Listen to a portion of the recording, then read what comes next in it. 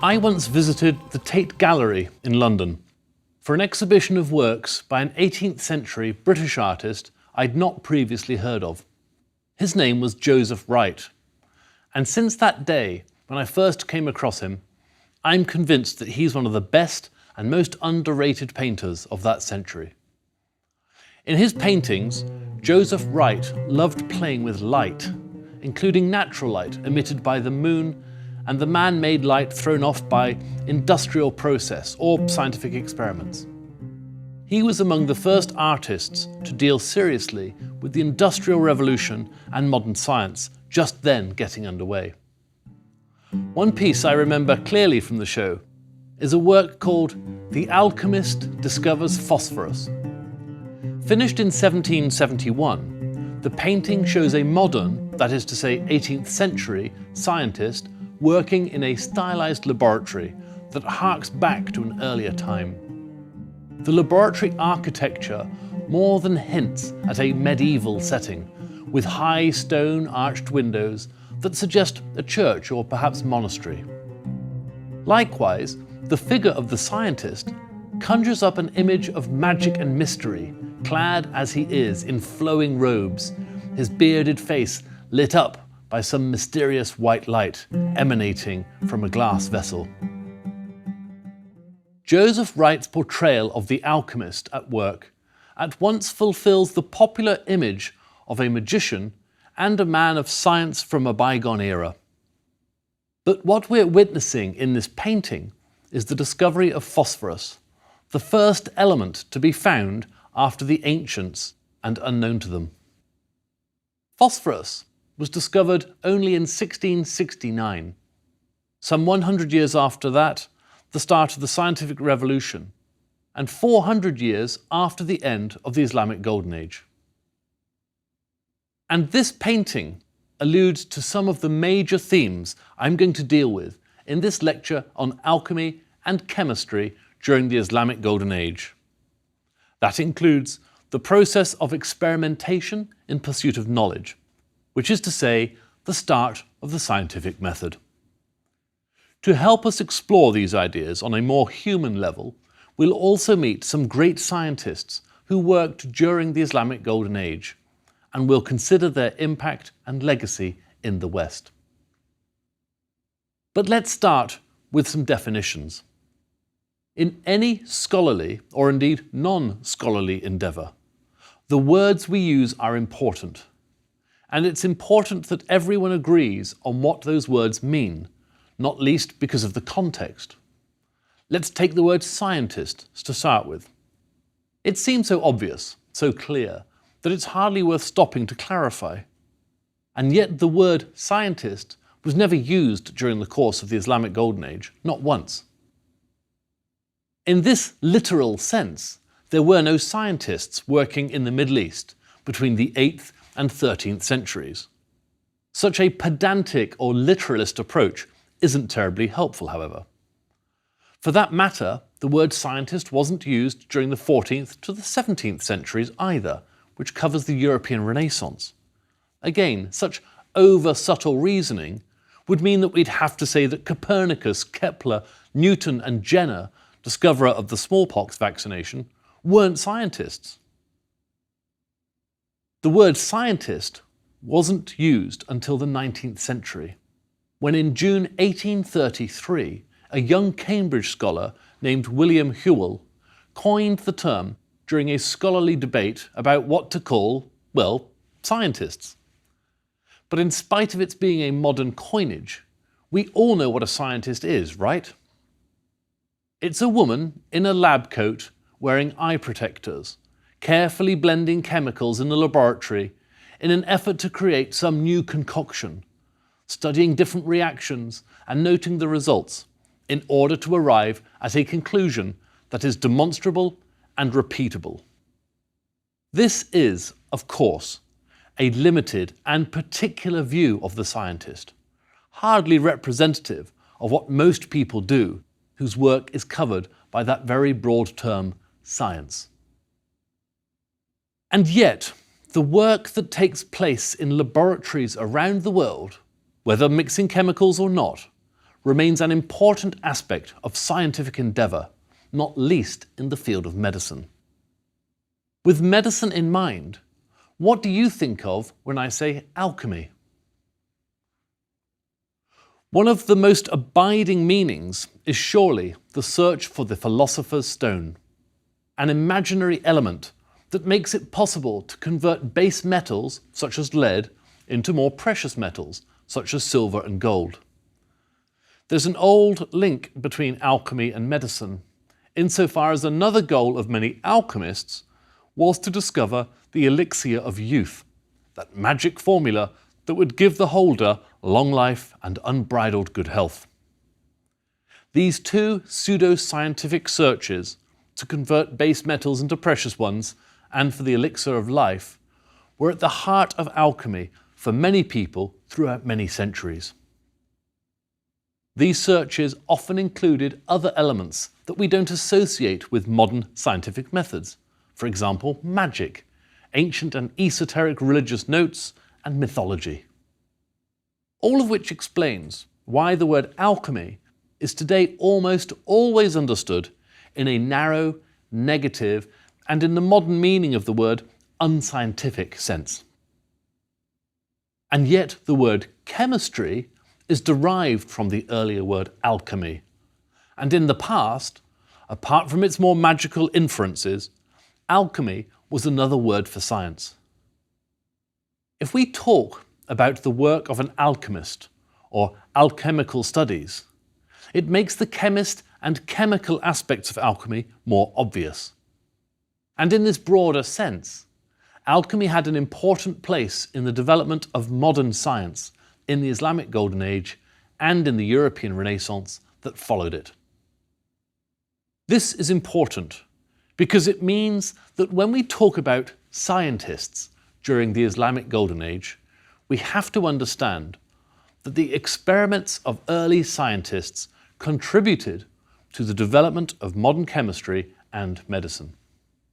So, with these three words, scientist, alchemy, and chemistry, clarified and contextualized, let's move on to consider the work of some alchemists or scientists at work during the Golden Age.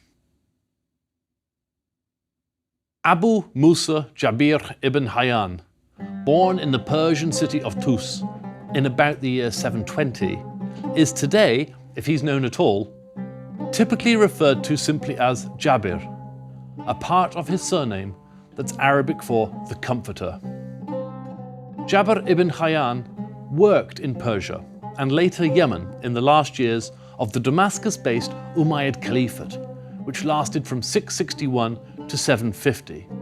That's to say, before the Third Islamic Caliphate, the Abbasids came to power and established their capital in Baghdad.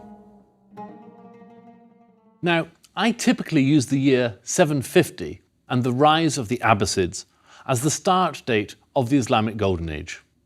What does this mean? Have I been using the wrong date all along? Not at all. As with many historical eras, the dates to demarcate the beginning and end of the Islamic Golden Age, rather than set in stone, are a movable feast. Some historians argue that instead of 750, the Golden Age doesn't begin until 800 or 850. They might also say that the Golden Age was already over by 1100 due to the Abbasids' declining political power, rather than 1258, when conquering Mongols sacked their capital, Baghdad. And today, a growing number of scholars advocate for an extension of the Islamic Golden Age to the 15th and even 16th century, overlapping with the European Renaissance. None of these opinions is automatically wrong. The process of labelling historical eras is not an exact science. So for now, I'll stick with a start date of 750 for the Golden Age. And that brings us back to Jabir ibn Hayyan. Although it's impossible to be 100% certain, it seems that Jabir ibn Hayyan moved to Kufa in modern Iraq sometime after the rise of the Abbasids. What we know with greater certainty is that after the rise of the Abbasids, Ibn Hayyan became an alchemist in the court of the Caliph Harun al-Rashid of the 1001 Nights fame. And he wrote the Book of Venus for this Caliph, which, as he saw it, was a book about the noble art of alchemy. Ibn Hayyan was also a philosopher, physicist, astronomer, engineer, physician, and pharmacist. The vast body of work variously attributed to Ibn Hayyan amounts to more than 3,000 treatises. Now, clearly, not all of these were by him. However, he did write much of it, and his name became synonymous with alchemy from his time to our own. One of his most famous works is an Arabic version of the Emerald Stone. Originally thought to have been a Greek text, more recent scholarship suggests that it is actually an Arabic original, and if not written by Ibn Hayyan, perhaps then by a near predecessor from the 7th or 8th centuries. It was first translated into Latin in the 12th century and became one of the foundational texts of esoteric, otherwise known as hidden or secret, alchemy and other magical pursuits in medieval and pre-modern Europe. Indeed, Jabir ibn Hayyan's use of strange and otherwise deliberately mysterious language is a strong contender for the origin of the English word gibberish, meaning something nonsensical. The Book of Stones became almost a code to be broken, and only those who'd been initiated into the school of alchemy held the key. The purpose, he wrote, is to baffle and lead into error everyone except those whom God loves and provides for.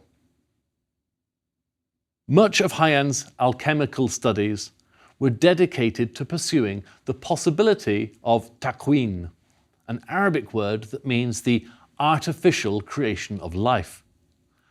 As bizarre as it sounds, the Book of Stones contains recipes purportedly capable of creating scorpions, snakes, and even humans in the right laboratory environment. Having created these animals, they would then, according to Ibn Hayyan, be at the disposition of the alchemist who created them. This book really should be seen as the work of an 8th century Dr. Frankenstein. Gibberish? You decide. But whether searching for the elixir of life, the key to transforming metals, or for new medicines, Ibn Hayyan recognized the central importance of experimentation. Following Aristotle's theory of the elements, which states that everything consists of some combination of earth, air, fire, and water, Ibn Hayyan reasoned that by mixing elements, one could create new elements.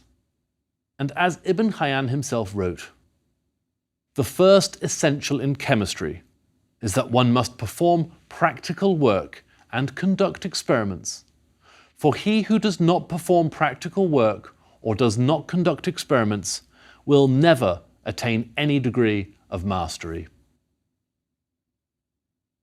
His work initially led him to classify the elements around him into metals and non-metals. From there, he subdivided these into 3 categories. First, spirits that produced vapor when heated, for example, arsenic, mercury, sulfur, ammonium. Secondly, metals such as gold, silver, lead, tin, copper, and iron. And third, non-malleable substances, or stones, which could be turned into a powder. Ultimately, not only did Ibn Hayyan discover sulfuric and nitric acids, but he was also the first scientist to offer descriptions of citric, acetic, and tartaric acids, as well as detailing such now basic scientific processes as distillation and crystallization. Ibn Hayyan's pioneering work also included extensive experimentation with and recording the qualities of basic chemical components such as arsenic, antimony, sulfur, and mercury. Ibn Hayyan was said to have invented a paper that wouldn't burn, and an ink which glowed in the dark, and a mixture that when applied to iron halted rusting. He's also credited with the invention of more than 20 standard items of now basic laboratory equipment that he used in his alchemical experiments.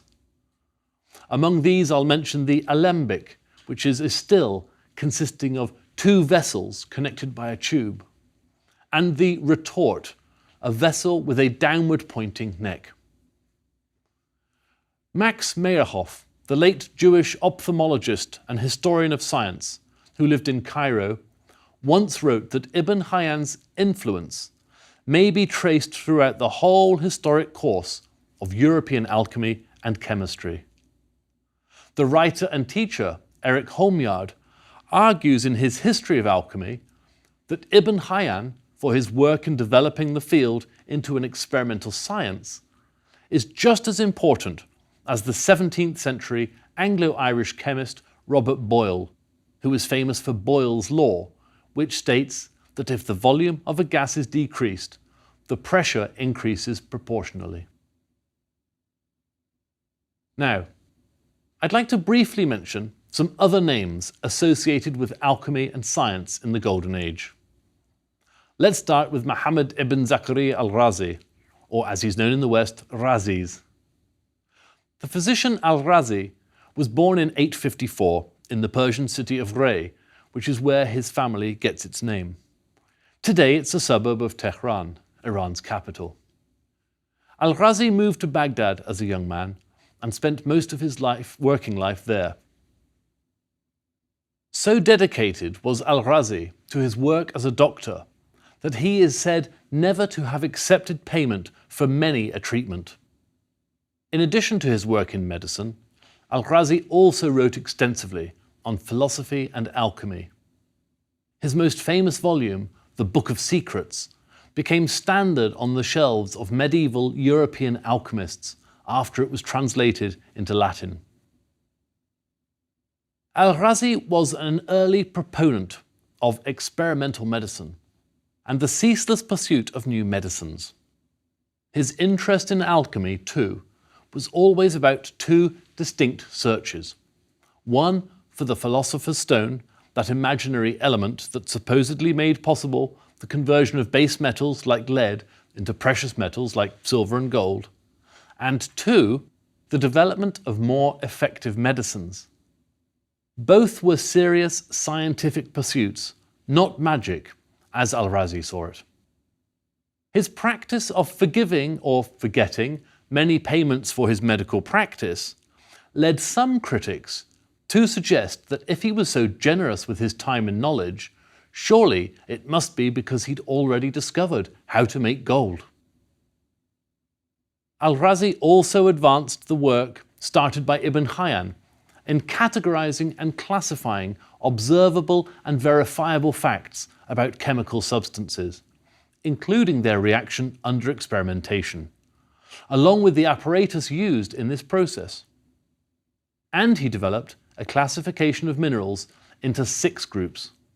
For Al-Razi, these were spirits, including mercury, sulfur, and arsenic; bodies, such as gold, silver, copper, iron, and lead; and stones, such as gypsum, asbestos, talcum, and lapis lazuli; vitriols, borates, and salts, including rock, sea, common, or table salt, and urine.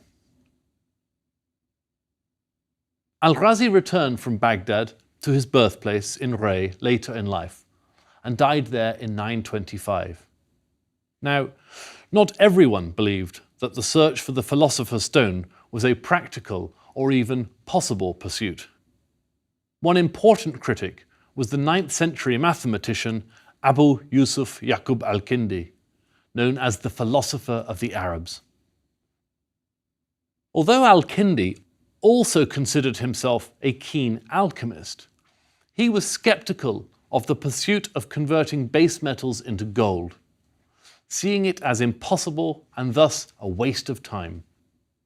I can't help wondering if this wasn't the result of his already having discovered, or having invented, another altogether more practical form of magic, alcohol.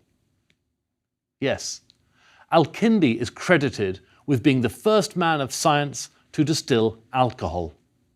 His book, The Alchemy of Perfume and Distillation, describes how to use his Al-Kindus distiller and contains recipes for more than 100 perfumes, which were not for drinking, but goes to show that there's more than one use for alcohol.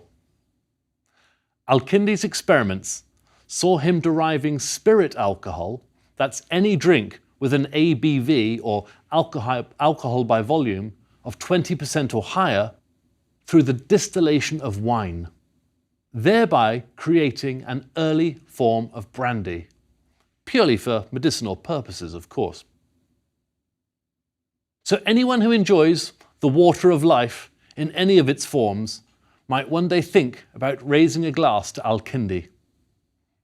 While each of the names I've discussed so far, Jabr al-Hayyan, al-Razi and Al-Kindi, pursued some degree of scientific experimentation in pursuit of knowledge, historians of science and of the Islamic Golden Age often bestow the laurels for really starting the scientific method on the man named Ibn al-Haytham, or al-Hazen as he became known in Europe.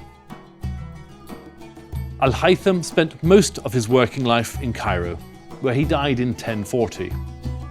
And like the other great scientists we've just met, Ibn al-Haytham was a polymath, or an individual with significant expertise in different fields of study, such as the sciences and the arts. Not only was he one of the first scientists to insist on proving theories through experimentation, he was also the first to systematically introduce the control element that is fundamental in modern scientific inquiry.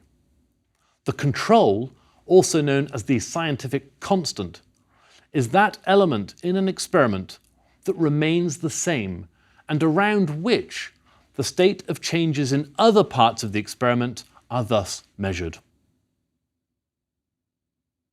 Al-Haytham once wrote, "The duty of the man who investigates the writings of scientists, if learning the truth is his goal, is to make himself an enemy of all that he reads and attack it from every side. He should also suspect himself as he performs his critical examination of it, so that he may avoid falling into either prejudice or leniency." Now, precise details about the transmission of knowledge from one place to another, as in from the Muslim Middle East to Western Europe, aren't always easy to spot. In the case of alchemy, however, we've got an exact date, the 11th of February, 1144. On that day, Robert of Chester, a noted 12th century translator from England, recorded in his diary that he'd just finished translating an Arabic book into Latin. The English title was The Book of the Composition of Alchemy. Robert of Chester also translated the Quran, the central religious text on Islam, compiled by the Prophet Muhammad's followers, and Muhammad ibn Musa al-Khwarizmi's 9th century book on algebra. Robert notes in his introduction to the book on alchemy that this was a new science in the West. As such, he was also responsible for the introduction of numerous Arabic words into Latin, words without any earlier Latin equivalent, and from there into English and other European languages. Among the most obvious of these is alchemy itself. As I hope I've made clear, it would be impossible during this period to make any meaningful distinction between the labels alchemists and chemists. Even hundreds of years later, Sir Isaac Newton, one of the most influential scientists in history, spent far more time working on and writing about alchemical experiments than he did on physics or optics, both of which he's far better known for. After reading Newton's 17th and 18th century writings on alchemy, the 20th century economist John Maynard Keynes offered the opinion that Newton was not the first of the age of reason, he was the last of the magicians. During Newton's lifetime, certain alchemical practices were banned in England because of fraudsters and some successful attempts to defraud wealthy investors with promises of manufacturing in return for a certain investment. The British Parliament was worried enough about the devaluation of gold, should the secret of the Philosopher's Stone be found, that unsanctioned alchemy could be punished by the public hanging of the guilty man. To add insult to injury, the victim was ordered to be hanged from a gilded scaffold and decorated with tinsel. It was only around 1720, that is, towards the end of Newton's lifetime, that a more rigid distinction between alchemy and chemistry was drawn. Interestingly enough, the first use of hallmark in English, meaning a stamp proving the provenance and quality of gold, occurred in 1721. Within a couple of decades, alchemy was confined to trying to make gold from base metals, a meaning it retains in English today. Alchemists from that point on were seen as charlatans or fools. At the dawn of the Islamic Golden Age, in the mid-8th century, Arabic had been the language of Islam and poetry, and little else. But that was about to change, in part because of the scientific research conducted in Arabic by Jabir ibn Hayyan and those who worked with him or who were inspired by him. By the dawn of the 9th century, by which time the Abbasids had been in power for half a century, the Baghdad-based translation movement had changed all that. The decision to turn Arabic as a language into a vehicle for scientific expression rather than the older, more sophisticated Persian was, in the words of Abdul Hamid Sabra, late professor of history of science at Harvard, an act of great originality and imagination. In the 11th century, the great Persian polymath al-Biruni was on solid ground when he said that Arabic had become the language of scientific inquiry. And so as they rise, so will they fall. The dominant language of science would continue to change over time. In late medieval Europe, it was the turn of Latin, using translations of Arabic texts. By the 18th century, more demotic languages were used to write books about science, so that by the end of the 19th century, most serious science was done in French, German, or English. Today, or for now, English is easily the dominant language of science. There's one final point I'd like to note here. The story of the Golden Age doesn't necessarily end hundreds of years ago in the past. Believe it or not, Arabic manuscripts from the period are still being uncovered on a periodic basis in museums and libraries from Oxford to Paris. And we know for a fact that there are still many thousands of manuscripts laying undisturbed in university libraries, public archives, and private collections around the world. Keeping their secrets hidden, at least for now, there's a great deal we've yet to discover about exactly what work was being undertaken by scientists over the course of the Islamic Golden Age. So, as to what remains unexplored in archives from Istanbul to Iran is anyone's guess. All we can say is we don't yet have all the answers.